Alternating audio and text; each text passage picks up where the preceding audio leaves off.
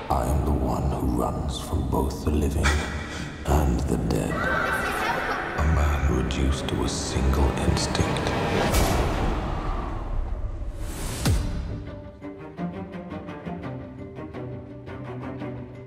Oh, really grateful. I mean, you know, when telling a story like this, which is essentially on the surface, just one extended chase, where you're trying to pick up all the backstory, the characters, the relationship between characters, and the details of the world on the run, and it's pretty helter-skelter. I was just so pleased that when the reviews started to come out, it's as if they got down into my mind and witnessed those early conversations we had when we were devising the story, all about the subtext and you know, the metaphors of the movie. So I was just so pleased that it seemed to be pretty universally around the world that people were reading the film.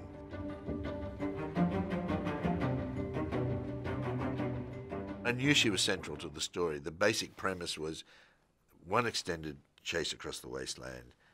The cargo was human, 5 wives, 5 breeders of the warlord, of the aging warlord, and they needed a female road warrior.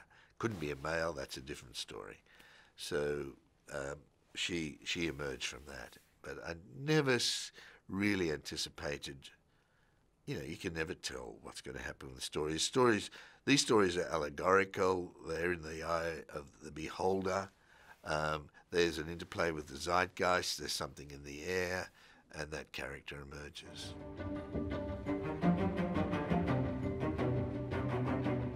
We spent so much time working on the backstories that inadvertently we wrote 2 other stories, Nico Lithuris and I. And, you know, really, I can tell you the backstory of any character. The doof warrior with his guitar, I know who his mother is. I know how a blind man who cannot speak but can only communicate through guitar. I know how he survived the wasteland and so on. So there's all this rich detail which was necessary to give some sort of internal cohesion to the story, which is told so rapidly. So what they can expect, I won't jinx it. I'll just, you know, hope to get the movies made and see what happens.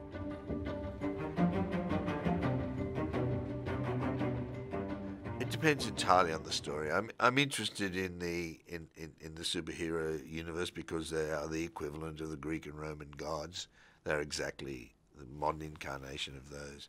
They're interesting. I almost got a Justice League movie going back in 2008, but for some inept indecision from a new government in Australia, it never happened.